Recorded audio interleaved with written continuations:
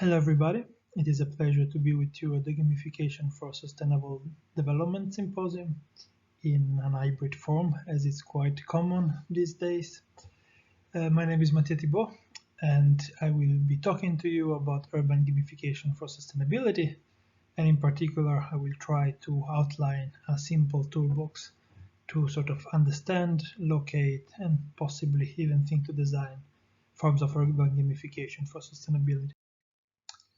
I am a senior researcher at Tampere University, where I work with the Gamification Group and with the Center of Excellence in Game Culture Studies. And my background is in semiotics, especially in semiotics of play, to which is dedicated my first book, Semiotica. And in the last years, I've been working on a project called Reclaim, funded by the European Union, dedicated to using urban gamification for city reappropriations. That is to empower citizens with play and playfulness to reappropriate public urban spaces. So today I will, as I said, discuss a bit urban gamification and its relationships with sustainable development. So let's start with our first tool, which will be quite simply a definition of urban gamification. So gamification is generally intended as the attempt to design or to afford a playful experience in a non-game context. So in urban gamification, the non-game context is quite simply the city itself. So while cities very often host play in different spaces, public urban spaces are not traditionally considered as places to play with, even if we very often do so. So when we do it, so every time there is a playful activity investing public spaces in the city, this can be considered as a form of urban gamification. So this description, this definition is quite wide. We can imagine several kind of projects that deal with urban gamification. We have sort of classical forms of gamification, like the projects from fan theory that try to engage citizens in pro-social behaviors by making them more fun. We have projects like Playful Cities in Bristol that hack the smart city technologies to create moments of playfulness. We have several forms of do-it-yourself urbanism that can be quite playful, but also practices like parkour or skateboarding, with which communities reappropriate in some way different urban spaces, and also political manifestations like flash mobs and pride parades that make use of playfulness to convey strong political messages. So with this definition of urban gamification quite wide, we will see how several of these activities, or generally activities of urban gamification, will use play in cities to promote sustainability in different ways. So to look at these different ways, we will construct our second tool, which will be a small typology. The typology will be articulated around two discriminants. The first one is how, in which way these gamifications are implemented. So there are forms of gamification that are intentional, that are sort of design, in which some institutions, some designer intentionally try to use playfulness to achieve sustainable goals, and others that are emergent, that come from the communities, from the citizens themselves, that use playfulness to achieve goals that are important to them, and that in this case also deal with sustainability. The second discriminant is the reason, is the why. And I outlined two main ones.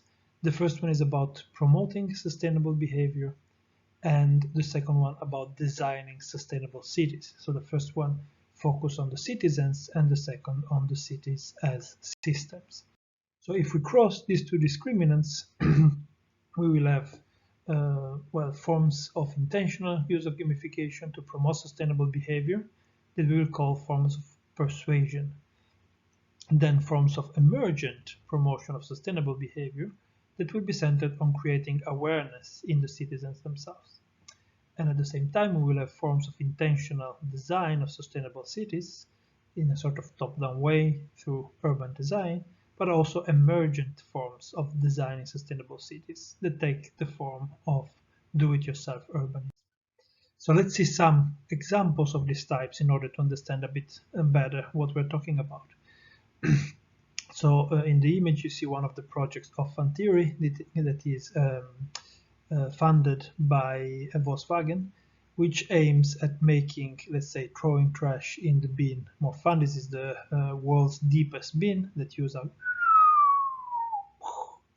kind of sound when people put in trash to promote people from using the bin instead of littering.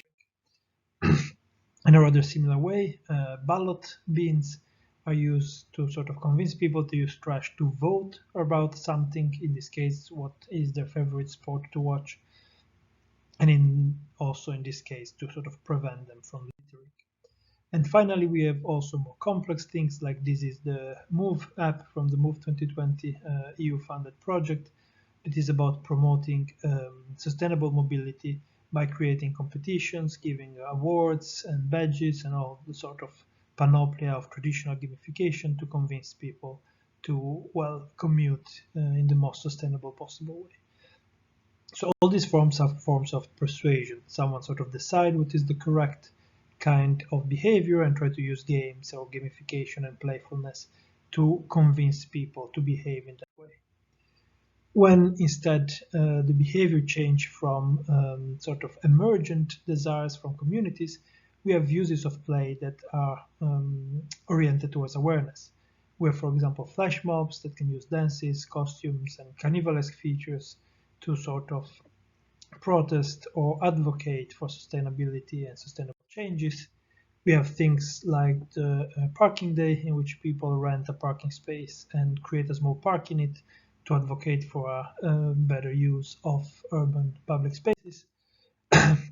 And we even have in political protests, like you will all remember Gezi Park in Istanbul several years ago, to protect a green space. The clashes with the police were sometimes quite violent and terrible for the protesters, but still there was this sort of playful vein that often emerged, like with these pictures of penguins. There are also forms of awareness that deal with citizen sensing, so with the idea of giving citizens sensors or using citizens in order to collect information about the environment and, for example, the state of the waters, and is the Järvigo app designed by some scholars here in Tampere, or in other projects of air quality, like the Hawk machine that you see here on the right, a machine that I built with Arto Cordero for the Waag in Amsterdam, that is connected to the project of Landsluchten, in which many citizens have this sort of kits in which they create sensors for air pollution, and these machines sort of use a playful mist-based data visualization about pollution to sort of make this data more interesting and sort of involve people in interacting with them.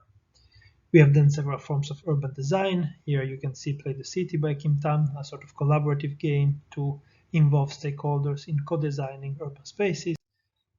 We have the sustainability feature game from company Hellon here in Finland, dedicated for people with roles of leadership or related to sustainability in order to together discuss and explore ways of making cities more sustainable. And we also have this interesting map of Minecraft by Mojang that sort of display a sustainable city with a series of infrastructure, and is used for educational purposes to teach and learn about sustainable cities. We finally have forms of do-it-yourself urbanism, for example, guerrilla gardening using seed bombs, in which people use these sort of seeds with fertilizers and soil to throw in abandoned city spaces to get nature to thrive there. We have also quite common do-it-yourself urbanist practice, that of creating bike lanes to afford more sustainable ways of mobility, and also, well, urban gardening as a sort of bottom-up community-created attempt for a more sustainable lifestyle. So we've seen in our typology these four different forms of urban gamification for sustainability, but we can also sort of rework a bit this tool to create our tool number 3 and to have some coordinates. So if we put our 4 types in a sort of a Cartesian axis like this, we can see that we can imagine to position the different examples we have seen in different spaces in this plane. And so we can see that things like, for example, the Gezi Park protest is quite close in the middle because it's about raising awareness, but also persuading the government, for example, not to behave in a certain way. And it's quite close to the side of urban design and do-it-yourself urbanism in a way that is really about the actual use of urban spaces. While other things like seed bombing is something that basically nobody will really know about beside the seed bombers, and so is very much separated from any attempt of changing the behavior of other people or to sort of participate in the urban design in a systemic way, but it's just sort of a small niche way of beautifying and making the city more green. And this can be used to map then different forms of urban gamification, as I did here with some examples, and even to imagine some trajectories in the case if we wanted to modify some of these. So to move to the conclusions and to summarize what I've been saying, so we've sort of prepared this little toolbox with 3 simple tools. The first one is a definition of urban gamification. The second, a simple typology of formats of urban gamification for sustainability. And finally, the possibility to use them as coordinates to map and maybe to trace path for different forms of urban gamification for sustainability. This is the end of my presentation. Thank you very much.